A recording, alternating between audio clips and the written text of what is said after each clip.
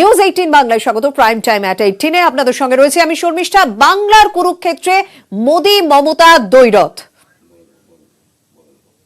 10 প্রতিশ্রুতির কথা বলেছিলেন মমতা। বাংলার মানুষ তাকে 10 বছর সুযোগ দিয়েছেন। তিনি 10 বছরের দুর্নীতি কুশাসন দিয়েছেন। বাংলা যুব সম্প্রদায়ের দামি 10 বছর ছিনিয়ে নিয়েছেন মমতা। খড়গপুরে মমতাকে নিশানা মোদির। এদিকে পাল্টা তৃণমূল নেত্রী মমতা বন্দ্যোপাধ্যায় উত্তর দিয়েছেন। आज दीदी 10 अंगीकार की बात कर रही है। 10 अंगीकार।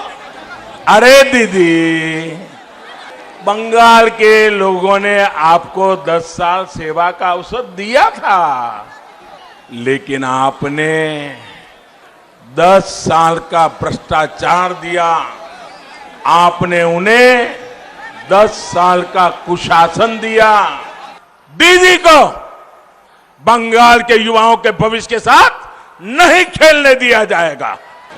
वो कहती रहे खेला होवे, लेकिन पूरा बंगाल आज कह रहा है, ये हमारा पश्चिम बंगाल आज कह रहा है, खेला शेष होवे। मोदी के बोले दिन 15 লাখ টাকা করে দেবে বলেছিল, 1 লাখ টাকাও দিয়েছো? দিয়েছে। শুধু মিথ্যে কথা বলে, ইলেকশন আসবে মিথ্যে কথা বলে, কুৎসা করে, অপপ্রচার করে, আর কাজের কাজ কিচ্ছু করে না, কিচ্ছু করে না। রেডিওতে বসে বসে ভাষণ দেয়। মেদিনীপুরে দুই প্রান্তে দুই মুখ, মোদি ভার্সেস মমতা। এক জায়গা থেকে একের পর এক কটাক্ষ, পাল্টা কটাক্ষ। आज हर बंगालवासी कह रहा है, दीदी के तो बोलছি, কিন্তু উনি শুনেছেন না।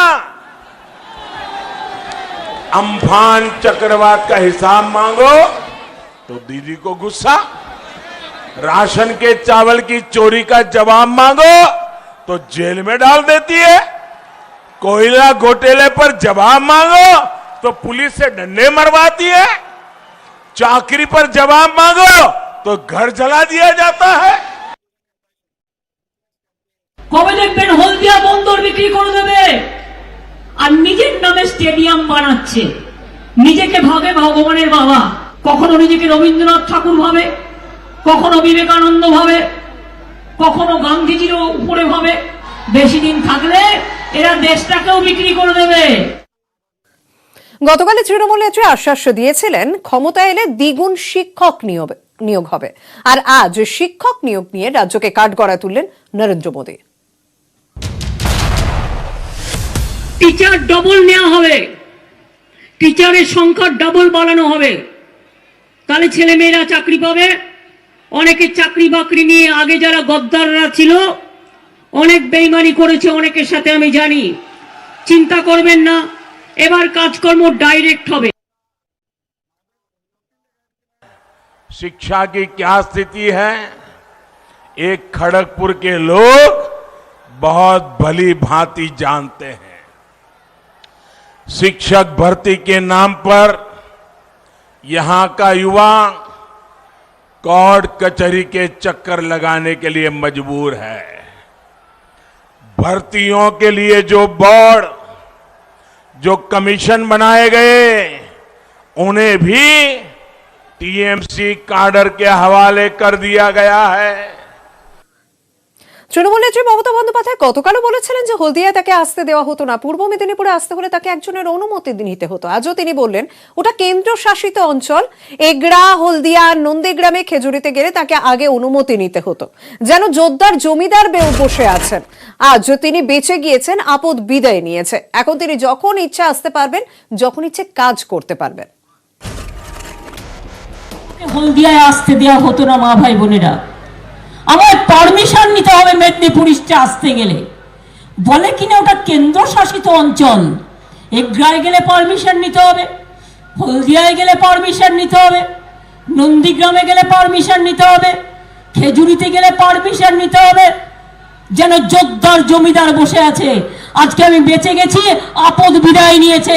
আজ আমি যখন ইচ্ছা আসতে পারি, আমি যখন ইচ্ছা কাজ করতে পারি। আজ খড়গপুরে দাঁড়িয়ে দিলীপ ঘোষের ভূয়সী প্রশংসা করলেন প্রধানমন্ত্রী নরেন্দ্র মোদী। তিনি বললেন তিনি গর্বিত দিলীপ ঘোষের মতো নেতা বিজেপিতে রয়েছেন বলে। দিদির হুমকিতে থেমে যাননি দিলীপ ঘোষ, তার উপর হামলা হয়েছে, খুনের চেষ্টা হয়েছে, তবু বাংলার স্বার্থে কাজ করে যাচ্ছেন দিলীপ ঘোষ। মাটি কামড়ে পড়ে রয়েছেন তিনি। দিলীপ ঘোষের ভূয়সী প্রশংসা খড়গপুরে দাঁড়িয়ে প্রধানমন্ত্রী নরেন্দ্র মোদীর। मुझे गर्व है मेरी पार्टी के पास दिलीप घोष जैसे अध्यक्ष है। पिछले कई वर्षों से दिलीप घोष न चैन की नींद सोए हैं, न दीदी की धमकियों से डरे हैं। उन पर अनेक हमले हुए, उनको मौत के घाट उतारने की कोशिशें हुई, लेकिन वो बंगाल के उज्जवल भविष्य का प्रण लेकर के चल पड़े और आज पूरे बंगाल में नई ऊर्जा भर रहे हैं। মমতার দল নির্মমতার পাঠশালা। দিদির পাঠশালাতে সিলেবাস হচ্ছে তোলাবাজি, কাটমানি, সিন্ডিকেট। দিদির সিলেবাসে অরাজকতা প্রশিক্ষণ দেওয়া হয়। খড়গপুরের সভায় মমতাকে কটাক্ষ মোদীর। দিদির পার্টি হচ্ছে निर्ममतार पाठशाला। दीदीर पाठशालाते सिलेबस होच्छे तोलाबाजी।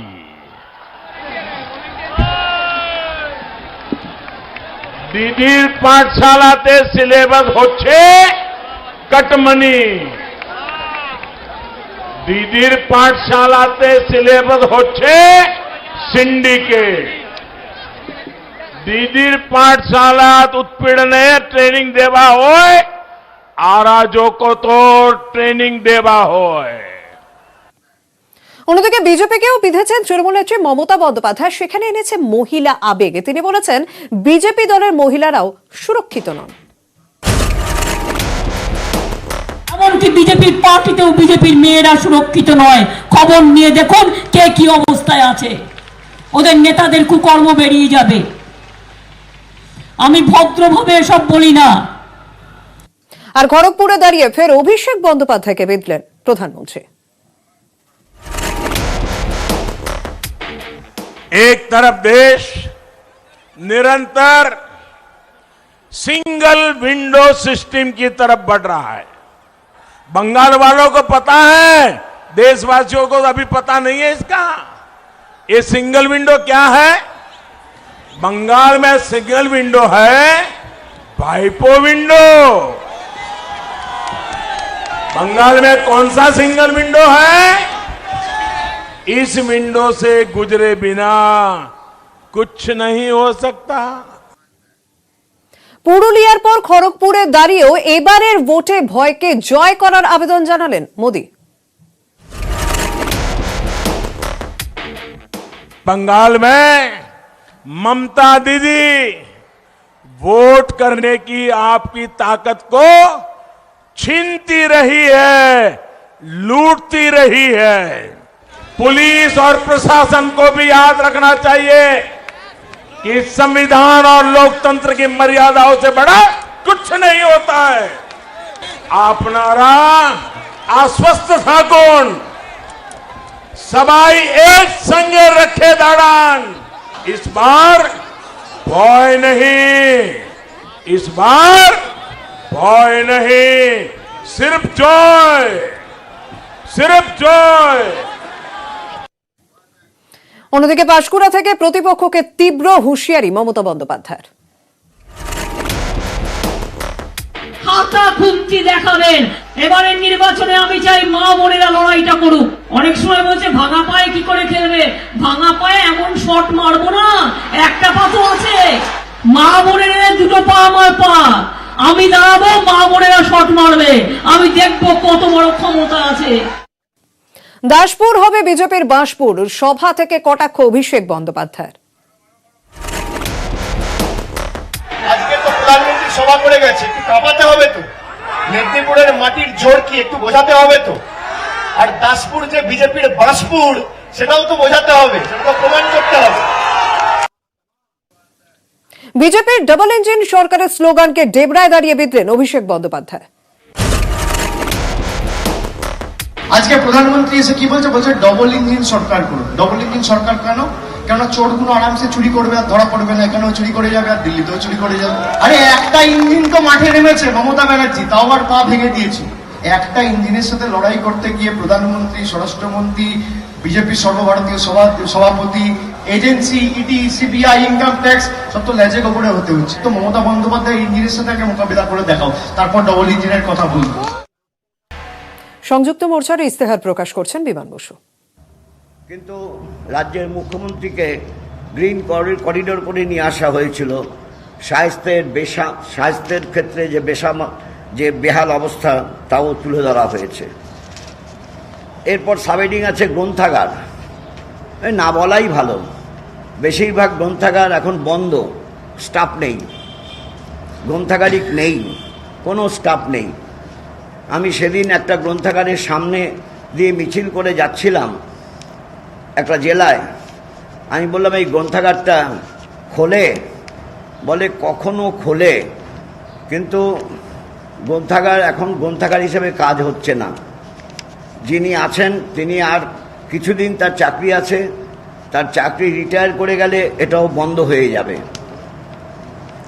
ফলে গ্রন্থাগার নামে আছে, সমবায় একই অবস্থা, নামে আছে। পঞ্চায়েতি ব্যবস্থা, ত্রিস্তরী পঞ্চায়েতি ব্যবস্থা কেমন আছে তার তো প্রকৃষ্ট প্রমাণ হচ্ছে দুয়ারে সরকার করতে হলো। দুয়ারে সরকার তো লাগতো না। যদি ত্রিস্তরী পঞ্চায়েতি ব্যবস্থা কার্যকরীভাবে থাকে, যদি গ্রাম সভা, গ্রাম সংসদ তৈরি করা হয়, গ্রাম সংসদ তৈরি করে পিরিয়ডিক গ্রাম সভা করা হয়, তাহলে সেই গ্রামের সমস্ত মানুষ, পরিবারের একজন করে তারা আসেন, তাদের কথাবার্তা তারা বলবেন, শুনবেন, যারা নাকি দায়িত্বে আছেন পঞ্চায়েতে। তারপর যা সেখানেতে শর্টফল আছে সেগুলো বিট আপ করবেন। এইটাই তো দুয়ারে সরকারের বিকল্প। ফলে তখনও দুয়ারে সরকার ছিল, অর্থাৎ গ্রামে গ্রামে সরকার ছিল। তার জন্য সেখানে যে মন্ত্রিসভা সদস্যদের নিয়ে সভা করতে হতো না। সংখ্যালঘু উন্নয়ন এখানে উল্লেখ করা হয়েছে সাবহেডিংয়েতে, আর্থসামাজিক উন্নয়নের লক্ষ্যে সংখ্যালঘু মুসলিম সম্প্রদায়ের শিক্ষা প্রশিক্ষণ কর্মসূচির যথোচিত বিস্তার ঘটাতে হবে।